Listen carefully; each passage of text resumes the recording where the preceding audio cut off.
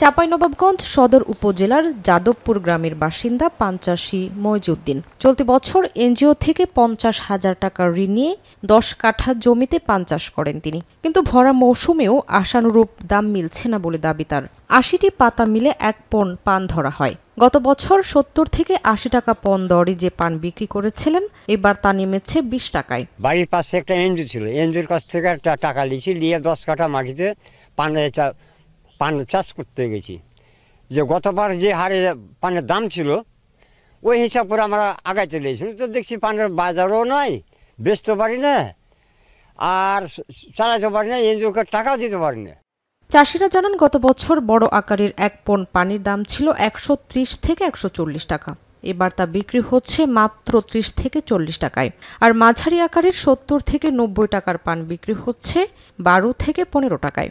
১ পণের দাম সব থেকে ছোট সাইজ যেটা ছিল ৩০ থেকে ৪০ টাকা, ২৫ টাকা। আর এবার আসছে ওই পান ৩ টাকা, ৪ টাকা, ৫ টাকা। এই জন্য আমাদের কৃষকের অবস্থা ভালো না। লতা জাতীয় জিনিস যত বৃষ্টিপাত হবে তত আর কি বড় হবে, আর বড় হলে কিন্তু পাতা বেশি ধরবে। পাতা বেশি ধরার কারণে আমাদের বাজারে পানের দাম একদম কম। এবারকার ছোট পানটা ধরেন যে লাইনে মানে ৫ টাকা দিলেও মানে মনে হয়েছে যে লিবে না। মাঝারিটা ৬০ টাকা, ৮ টাকা, ১০ টাকা, বড়টা ২০ টাকা, ২৫ টাকা। ২ লক্ষ টাকা তো বর নিয়ে এখনও লস আছে, লাভ করতে পারি না। উৎপাদন বেশি, বর্ষার কারণে উৎপাদন বেশি, ফলনও বেশি, কিন্তু দাম নেই। তবে পান চাষে কৃষকদের সব ধরনের সহায়তার আশ্বাস দিয়েছেন কৃষি সম্প্রসারণ অধিদপ্তরের কর্মকর্তা।